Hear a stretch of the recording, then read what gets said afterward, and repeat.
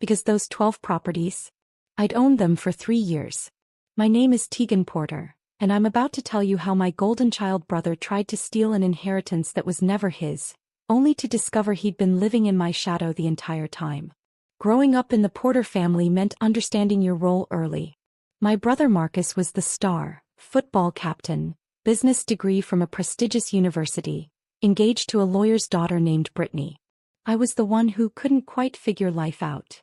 The family disappointment. It started when I was 16 and told my parents I wanted to study hospitality management instead of pre-law like Marcus. My father actually laughed. Tegan, be realistic.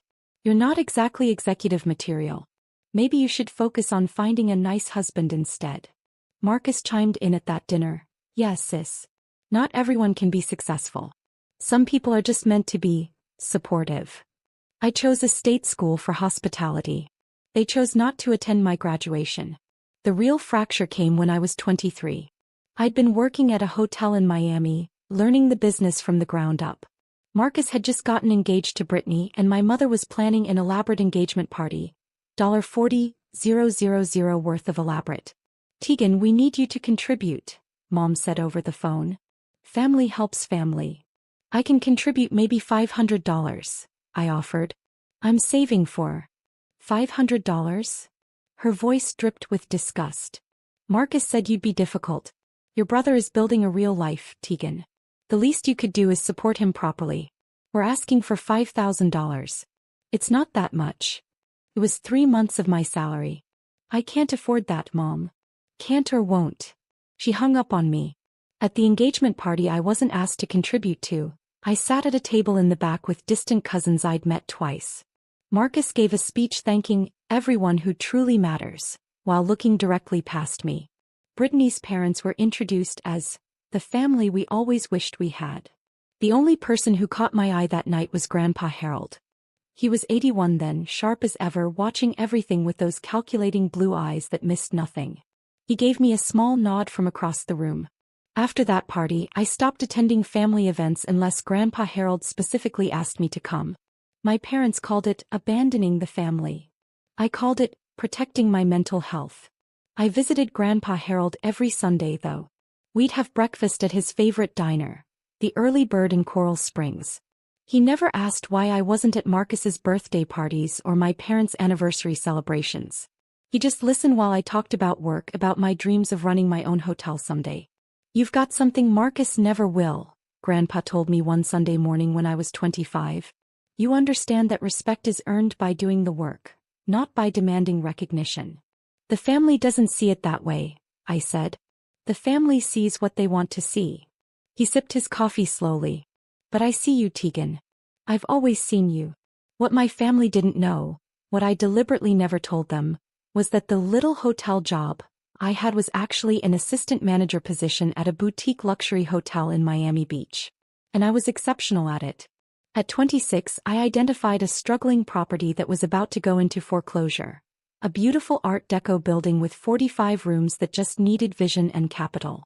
I'd been saving aggressively for 3 years, and I'd built relationships with investors through the hotel industry.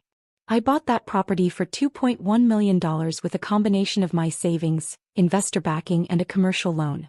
My family would have called it reckless. I called it calculated. Within 18 months, I'd transformed it into the Deco Pearl, a 4-star boutique hotel that became the darling of travel magazines. Revenue jumped 340% in the first year. But I never told my family. Why would I? So they could suddenly be interested in my life. So Marcus could give me condescending advice about managing my little hotel? So my parents could find reasons why I owed them money for all those years they invested in raising me? Well, I built my empire in silence. By 29, I owned 4 boutique hotels across South Florida. By 31, I'd expanded to 8 properties with a total portfolio value of $47 million. I employed 340 people, maintained a 4.8-star average rating across all properties, and had been featured in Condé Nast Traveler's 30 Hoteliers Reshaping American Luxury. My family thought I was still working as an assistant manager at some hotel in Miami. I never corrected them. Every time I saw Grandpa Harold, I showed him the real numbers. He'd look at the financial statements and property valuations with pride gleaming in his eyes. "You did this yourself," he'd say. "No one handed you anything." "I learned from watching you," I told him. "You built a real estate portfolio from nothing. You taught me that buildings and land are the only things that hold real value." Grandpa Harold had built his wealth the same way, buying rental properties in Florida before the boom, holding them through the crashes and building steady wealth through discipline and patience. By the time I was 32, he owned 12 single-family rental homes across Fort Lauderdale and Coral Springs, worth approximately $5.8 million total. Marcus, meanwhile, was working as a regional sales manager at a medical supply company. Good job. Decent salary. Nothing extraordinary. But in our family he was still the golden child because he had a traditional career, and was married with 2 children. At Sunday breakfast 3 months before Grandpa Harold died, he slid an envelope across the table. "What's this?" I asked. "Legal documents. I'm updating my will. I want you to know what's coming." "Grandpa, we don't need to talk about." "We do." His voice was firm. "Because I know what Marcus and your parents expect. And I know what you've built without expecting anything from anyone. Open it." Inside was a copy of his new will. The 12 rental properties were left to me, all of them. To Marcus he'd left $50,000 cash in his car. To my parents, cherished personal items and $25,000 each. "Grandpa, this is going to cause problems," I said quietly. "Good. Let it cause problems. You're the one who visits. You're the one who calls. You're the one who built something real without asking me for a dime, even though you knew I'd have given it to you." He reached across the table and squeezed my hand. "They're going to be angry, Tegan. But you've earned this and you're strong enough to handle their anger." He died 6 weeks later. Heart attack in his sleep. Peaceful, the doctor said. The family immediately assumed Marcus would inherit the rental portfolio. No one even asked me. They just assumed. The will reading was scheduled for 2 weeks after the funeral, held at Sherman and Associates, the law firm that had handled Grandpa Harold's affairs for 30 years. I arrived 10 minutes early, wearing a navy suit I'd purchased for a hotel industry conference. My mother looked me up and down with barely concealed disdain. "Tegan, you came." She said it like she was surprised I'd shown up to my own grandfather's will reading. "Of course I came." Marcus walked in with Brittany, both dressed like they were attending a board meeting. He clapped me on the shoulder hard enough to make it condescending. "Hey sis, don't worry, I'll make sure you can visit the properties whenever you want. Family's family, right?" I smiled. "That's generous." My father was already sitting, talking loudly about what Marcus should do with his inheritance. "The Coral Springs properties need new roofs," Dad was saying. "You could increase the rent after renovations. Probably pull in an extra $2,000 per month across all of them." "I was thinking of selling a few," Marcus said. "Get some liquid capital, maybe invest in Brittany's law practice expansion." They were spending money that wasn't theirs yet. If you've ever been the family punchline, hit that like button and subscribe right now. You're not going to want to miss what happened next. Harold Sherman III, the senior partner and Grandpa Harold's longtime attorney, entered looking uncomfortable. He was 67, impeccably dressed and carrying 2 folders, one thick, one thin. "Thank you all for coming," he began. "Harold Porter was my client and my friend for over 30 years. He was very specific about his final wishes." Marcus was already smiling. Mr. Sherman opened the first folder. "To my son Robert and daughter-in-law Patricia, I leave all personal effects including my coin collection, war medals and photographs. Additionally, I leave $25,000 each from my savings account." My mother's face tightened. 25,000 wasn't nothing, but it wasn't the millions in property. "To my grandson Marcus Porter, I leave $50,000 from my savings account and my 2018 Cadillac sedan." Marcus's smile faltered. "Wait, what about the properties?" "I'm getting to that," Mr. Sherman said, and I watched his eyes flick toward me nervously. That's when Marcus stood up. "All 12 rental properties in Florida go to me," Marcus announced like he could will it into reality. "Tegan gets nothing, she abandoned family.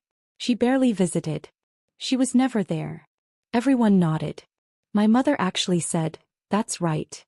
I just smiled and placed my folder on the table, the one I'd brought with me. The one containing 3 years of documentation. Mr. Sherman's hands shook as he read from Grandpa Harold's will. To my granddaughter Tegan Marie Porter, who has proven through her actions, dedication and character that she understands the true meaning of family and hard work, I leave my entire rental property portfolio consisting of 12 single-family homes located in Fort Lauderdale and Coral Springs, Florida. The room went silent. Then Marcus exploded. That's insane. She doesn't even have a real job. How is she going to manage rental properties? This has to be a mistake. There's no mistake, Mr. Sherman said quietly. This is bullshit. Marcus shouted. I'm contesting this. Tegan manipulated him. Actually, I said calmly, sliding my folder across the table to Mr. Sherman, there's something everyone should know. Mr. Sherman, could you please confirm the transfer dates in those documents? The lawyer opened my folder. His eyes widened as he scanned the first page. Then the second. Then the third. Oh my God, he whispered. What? Marcus demanded. What is that? Mr. Sherman looked at me and I nodded permission. His voice was steady but shocked as he read, these are property transfer documents. All 12 of Harold Porter's rental properties were sold to. He paused, looking at me again. To Tegan Porter. Beginning 3 years ago. My mother's face drained of color. What? Grandpa Harold sold me all 12 properties over a 3-year period, I said calmly. Fair market value, structured payments, all properly documented and recorded with the county. The will Mr. Sherman just read?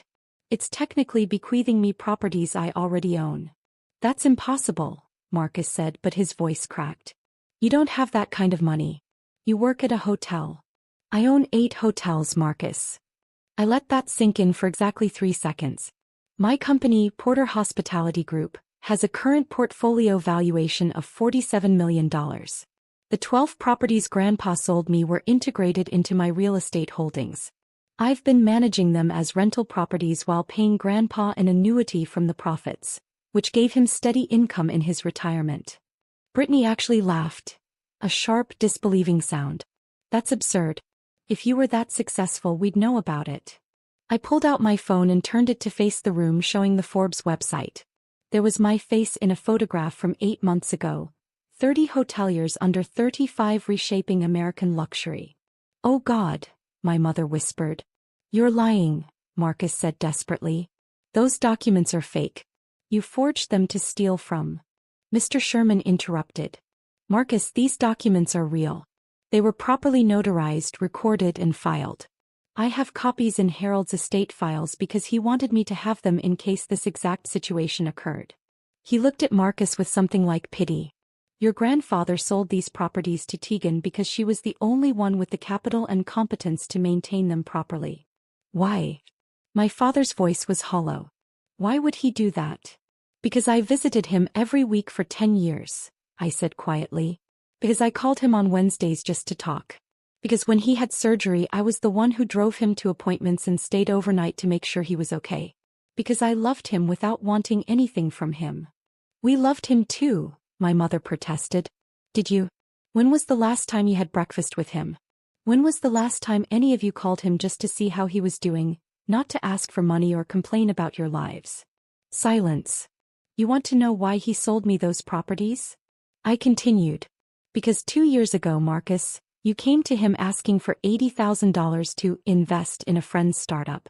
Grandpa said no. You called him selfish and didn't speak to him for 7 months. Marcus's face went red. That's not. Mom, you asked him to co-sign a $45,000 loan for a kitchen renovation. When he declined, you told him he was hoarding wealth from his own family. Dad, you wanted him to give you 3 of his rental properties outright so you could manage them and keep the income. He refused and you didn't visit for a year. That's not fair, my mother said, but her voice was weak. Grandpa kept a journal, I said softly. Every interaction. Every phone call. Every request for money. Every holiday he spent alone because you were all too busy. Mr. Sherman, would you like to read from the letter Grandpa left for the family? The lawyer pulled out another document, this one handwritten in Grandpa Harold's distinctive script. He read, To my family, if you are hearing this letter, it means you are confused or angry about my decisions regarding my estate. Let me be clear. I gave my properties to Tegan because she earned them. Not through birthright or expectation but through presence, love, and character. Marcus, you are a good man, but you have always expected success to come from what others give you. Tegan built her success alone, never asking for help, and still made time to be with an old man every week. That is why she has everything. That is why she deserves everything. If you are angry, look inward. I loved you all, but I respected Tegan. There is a difference. My mother was crying. Marcus looked like he'd been punched. Then Brittany spoke up, her lawyer instincts kicking in. This still doesn't add up. How did you afford to buy 12 properties worth millions? Where did that money come from? Drop a comment and let me know where you're watching from tonight. I started buying properties from Grandpa 3 years ago, I explained. The first 3 I purchased outright from my hotel profits. For the remaining 9, Grandpa held the mortgages himself, seller financing at a fair interest rate. I made monthly payments while managing the properties and sending him the rental income minus expenses. He used that money for his living expenses in retirement. You were paying him? My father asked, stunned. Every month. $1,200 per property on average, plus all rental income. Over 3 years, I paid him approximately $520,000 total. I pulled out another document. Here are the bank transfer records. Mr. Sherman reviewed them and nodded. These are legitimate. So Grandpa didn't just give you the properties, Marcus said slowly, like he was trying to find an angle. You bought them. Yes. Then the will doesn't even matter. You already own them. Correct, Mr. Sherman confirmed. The will was Harold's way of making his intentions publicly clear to the family. He wanted everyone to understand that Tegan earned this. Marcus slammed his hand on the table. This is insane. You stole our inheritance. No, I said, my voice sharp for the first time. I bought properties that Grandpa chose to sell to someone he trusted. You're not entitled to other people's assets just because you're related to them. That's not how inheritance works, and it's definitely not how respect works. We're contesting this, Marcus said, looking at Brittany. You'll lose, Mr. Sherman interrupted. And I'm going to be very frank with you, Marcus. If you pursue legal action against Tegan over property she legitimately purchased, you will spend tens of thousands in legal fees only to have a judge dismiss your case. Your grandfather was of sound mind. The transactions were legal. There is no case. Then he was manipulated, my mother burst out. Tegan took advantage of an old man. Mrs. Porter, I've known Harold for 30 years. He was sharper at 84 than most people are at 50. These transactions were his idea, not Tegan's. That's when my father said something that revealed everything. But what are we supposed to get? We're his children. We deserve something. You got exactly what Grandpa thought you deserved, I said quietly. $25,000 each and his personal effects. That's more than I got from you growing up. The room fell silent except for my mother's quiet crying. Then I stood up and gathered my folder. For what it's worth, I'm not angry at any of you. I'm just done. Done trying to earn love from people who see me as less than. Done being the family disappointment when I've built something you can't even comprehend. Done pretending that blood relation means I owe you anything. Tegan, my father started. I'm not finished. My voice was calm, but every word carried weight. You taught me exactly how much I was worth to you. I just raised my price. You mistook my silence for acceptance, my absence for failure. But I wasn't hiding. I was watching. Every dismissive comment, every time you chose Marcus over me, every time you made me feel small, I was gathering evidence of who you really were. That's cruel, my mother whispered. No. Cruel was excluding me from family events. Cruel was telling a 16-year-old girl she wasn't executive material. Cruel was demanding $5,000 I didn't have to celebrate a brother who called me a disappointment. I didn't respond with cruelty. I responded by becoming someone who didn't need your approval. I turned to Mr. Sherman. Is there anything else that requires my presence? No, Miss Porter. We'll handle the estate paperwork through standard channels. Then I'm leaving. Marcus, Brittany, Mom, Dad, I wish you well. I genuinely do. But you won't be hearing from me again unless it's through my attorney. I was halfway to the door when Marcus shouted, You can't just walk away. We're family. I turned back one last time. No. Grandpa Harold was family. He showed up. He believed in me. He earned the title. You're just people I happen to share DNA with. There's a difference. As I reached for the door handle, it opened from the outside. Two people I recognized entered. Detective Sarah Chin from the Fort Lauderdale Police Department White Collar Crime Unit, and James Morrison from the IRS Criminal Investigation Division. Tegan Porter? Detective Chin asked. Yes. We need you to stay for a few more minutes. We have some questions for everyone in this room. My stomach dropped. What's this about? We've been investigating financial irregularities related to Harold Porter's estate. Specifically, we've found evidence of attempted fraud. Marcus went pale. Mr. Sherman stood up slowly. What kind of fraud? Detective Chin pulled out her own folder. Much thicker than mine. 3 weeks before Harold Porter's death, someone attempted to have him declared mentally incompetent and transfer all his assets into a trust controlled by Marcus Porter. The documents were filed with forged medical evaluations and a notary stamp that doesn't match any registered notary in the state of Florida. Everyone's eyes turned to Marcus. That's insane, he shouted. I didn't. We have your signature on the trust documents, Mr. Porter, Agent Morrison said.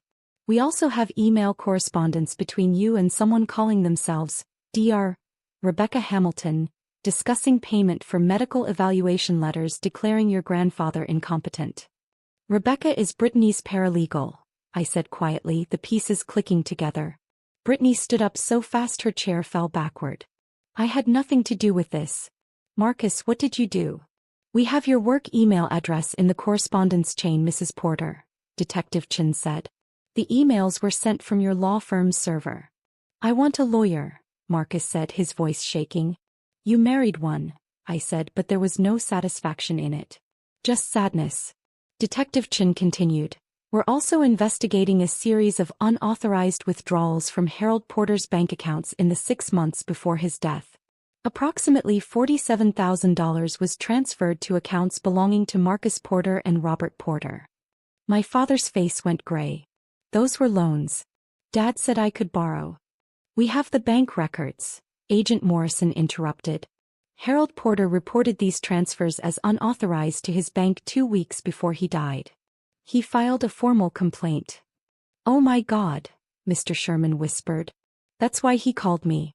He said he suspected someone was trying to steal from him, but he wanted to be sure before making accusations.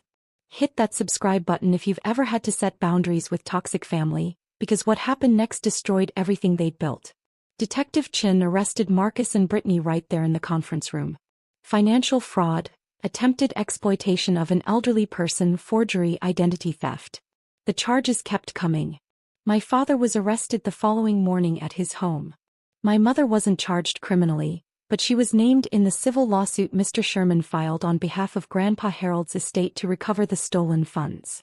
The newspaper coverage was brutal. Local sales manager arrested for attempting to steal deceased grandfather's estate. The story mentioned Marcus's attempt to have Grandpa declared incompetent and the forged documents. It mentioned Brittany's involvement as an attorney who should have known better. It mentioned my father's unauthorized withdrawals. And it mentioned me, the granddaughter who'd built a $47 million hotel empire in silence while her family dismissed her as a failure. Within 48 hours, Marcus and Brittany's bank accounts were frozen as part of the criminal investigation. Brittany's law firm suspended her pending review. Marcus was fired from his job for conduct unbecoming after his employer saw the arrest on the news. Within a week, they'd listed their house for sale, a desperate attempt to pay legal fees. They couldn't find a buyer at their asking price. The market knew they were desperate. Brittany filed for divorce 3 weeks later. The court papers cited irreparable breakdown of trust and criminal conduct by spouse. She got primary custody of their 2 children and Marcus got supervised visitation. My father pleaded guilty to a reduced charge of financial exploitation of an elderly person. He received 2 years probation, mandatory restitution of $47,000 plus interest, and 500 hours of community service.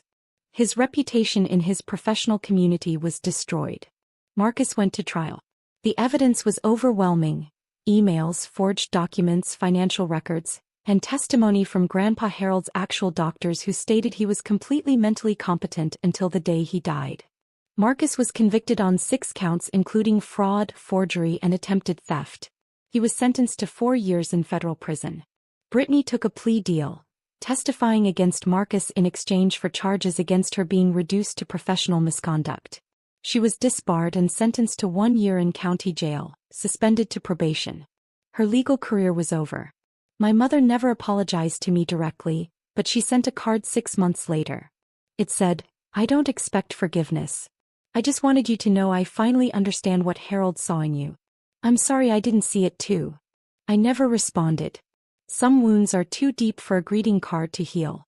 2 years after that while reading, I was sitting in my office at the Deco Pearl, my flagship hotel in Miami Beach, when Mr. Sherman called. "Tegan, I wanted to let you know that all the estate proceedings are finally complete. The criminal restitution has been paid and Harold's estate is closed. Thank you for everything, Mr. Sherman.